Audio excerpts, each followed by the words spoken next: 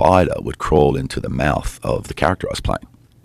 I was thinking, I wonder how they're going to do that, CGI or something like that, you know. Right.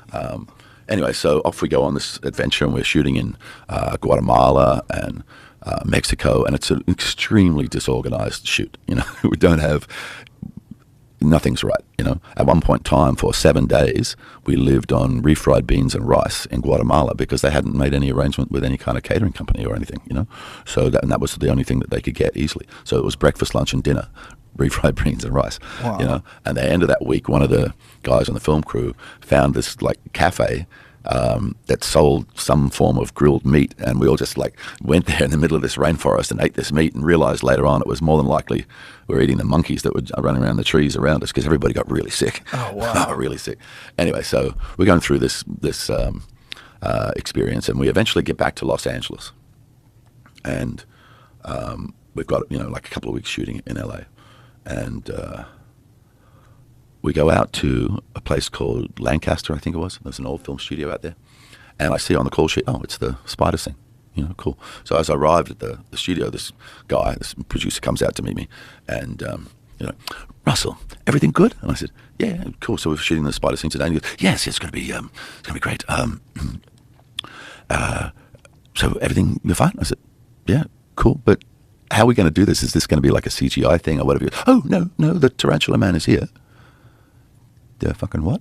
The Tarantula Man's here, and he has shown a variety of creatures to the director, and she has chosen the largest.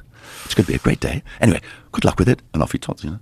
So I go inside, and they show me, look, here's a piece of carpet. You're going to be lying down here. The carpet matches a place where, you know, a hotel room we'd shot in, and so what's going to happen is you're going to lie down here. They're going to place the tarantula on your chest.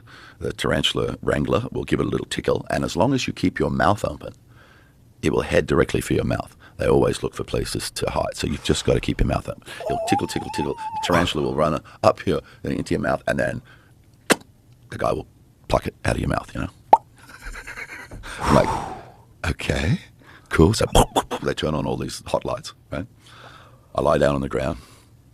The tarantula gets put on my chest. Now, tarantula, bigger than my hand, right? It's a serious spider. Now, obviously, I've lived in Australia most of my life or whatever. I'm used to spiders, you know. That was a large one, right? So on my chest, tickle, tickle, up it comes, into my mouth, right? And boom, the guy plucks it out, done. And I'm thinking to myself, good little spider, one take wonder, fantastic, did everything we need. And I'm like, cool, so that was good. They go, oh, no, we're just going to shoot it again. We just have to adjust the lights. Second take. Third take. Now, one of the things that the producer had said to me in the car park, right, looked me in the eye and said to me, it's not dangerous to use the tarantula because before doing something like this, they milk it of its venom. So it's perfectly safe, you know. So I've taken that on board, right? So we take 2, take 3, take 4, around about after the 5th take. Now, these lights in that room are very, very hot, and my body is starting to really warm up, you know, and we're taking a long time between takes, resetting lights and all that, you know. But, you know, after about the 5th take, I get a moment to talk to Tarantula Man, you know. How you doing? All that sort of stuff. It's pretty cool that you can milk the venom from the tarantula so they can do things like this. And he just looks at me really confused and says, you can milk the what? Okay, so what I thought was my only safety net, gone, right? So take 6, take 7, and I'm starting to really get hot. These are, you know, I wouldn't be surprised if they were old Klieg lights, you know, because it didn't look like anybody had used this studio for a long, long time, you know. And I'm heating up. And at one point in time, it was about take 7 or 8, and the spider just stops on my neck and starts to sort of like spread its legs out and just sort of like grab at me, you know, and it's sort of pulsing, you know, and then I'm sort of like just lying there going, and then the tarantula guy tickles it, up it goes, you know, and I'm kind of like, well, what was that? How long does it have to sit in your mouth for? Oh, it's only just a couple of seconds. As soon as it started going into the mouth, the guy would just grab it out, you know, because they can cut around that. Right. As long as they see it going in, then they can cut around it to make it look like it's disappeared in it, you know. So take 8, that happens. The tarantula stops on the neck. Take 9, we're done for the day, right? The next day, I wake up and I've got a rash all over me. On my legs and my chest and my arms, you know. So I call production. They call a doctor who's, you know, knows about these sort of things. He comes over to see me. He goes, okay. All right. See, were you hot yesterday? I said, oh, very hot, you know, under the lights and stuff like that. He goes, right. And the spider stopped. Yeah, right. He goes, okay. See, tarantulas on their legs have these very fine hairs. So fine, in fact, that they can easily go through a pore in human skin.